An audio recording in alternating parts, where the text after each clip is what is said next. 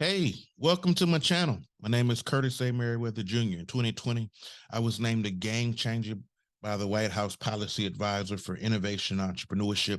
I just want to thank you for tuning in. Now, before I jump into my topic today, I want you to smash the subscribe button, share, like, leave me a comment. Okay, let's jump into our topic today. Today, we want to talk about certifications. Now, if you're in the government contracting space in the United States, there are four primary designations. There's 8A, there is Hub Zone, there is Woman-Owned Small Business, and I must put aside, there's also an economically disadvantaged woman-owned small business, which is a third-party designation not administered by the SBA. And you have the SDVOSB, which is actually administered by the Department of Veteran Affairs as of today. So those are the four, I did throw the next other one in there, plus one, primary designations. The plus one was the EDWSB. But if you go to the SBA's website, you're going to see 8A, Hub Zone, and WSB, because those are the programs that they administer. And then the Department of Veteran Affairs does the SDVOSB, and the economically disadvantaged woman-owned small business is a third-party designation. Okay, now that we have that out of the way, the thing that I often hear is I have to get my certifications before I can get a contract. That is not true. That is not true at all. Matter of fact, what I often encourage is learn the landscape, learn how to build business without the certification. And especially for my 8As. So the 8A program is a minority designation for minority firms where you have to have 51% ownership and you have to be under certain net worth requirements. If you satisfy those requirements and get through the program, it enables you to do some sole sourcing. And this is where you get direct awards without competition. Now, the 8A program and the Hub Zone program, to my knowledge, are the only two programs that really allow sole sourcing. The woman-owned small business, the Hub Zone, the 8A, and the SDVOSB all allow set-asides.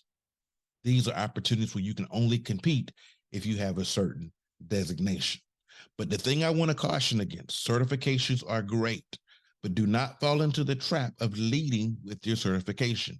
So, Dr. Kurt, what do you mean by leading with your certification? That means the first time you meet said customer, hand them your business card, and you say, hey, I am an 8A.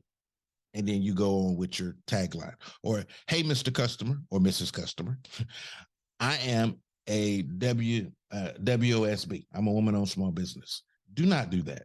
Please lead with your value. Customers are not buying services or product because of your designation. They're buying based on the value that you offer in your product or service offerings. So lead with the value. And that's all I want to say. Lead with the value. There's nothing wrong with the certifications. By all means, at the opportune time, please apply. But do not run into the trap of you have made no money so far and you're out here trying to get a certification. Please focus on being revenue positive first. And now, and building your track record. And now the certification is a nice add-on, but it should not be the totality of your product or service offerings. We did not go into business to be certified. We went into business to make money. So rule number one, make money. Rule number two, remember rule number one. We got into business to make money, not to chase certifications.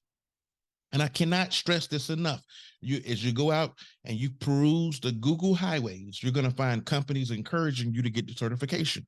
I'm not bashing certifications, but what I'm saying is that should not be the core focus. We had made millions in revenue before we even applied for our 8A certification in 2014. We were actually granted our 8A status in 2015 because it takes some time for the evaluation, and we terminated our relationship with SBA in 2022 this year. So we were only in the program for 7 years. So again, the goal is not to build your business based on your certification. Because oftentimes what happens is you get punch drunk on the set asides and sole sources. And now when it's time to compete in the real markets, most of the companies with those designations learn how to compete with their 8A or their WOSB or their hub zone. And now that they're trying to compete as a mid-tier, they don't know how.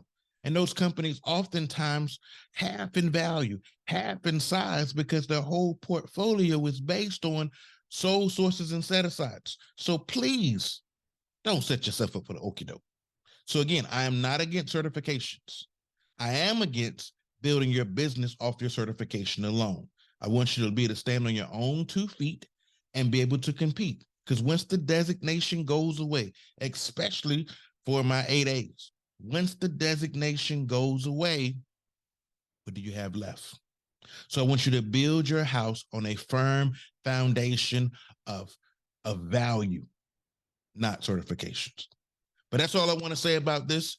If you haven't already, hit that subscribe button, share, leave me a comment, and I'll see you in the next video. And go back and watch some of my other videos too. Watch some of those videos. There'll be some good content in there that will help you navigate the terrain. Because what we're interested in here is helping you build a strong, robust knowledge foundation.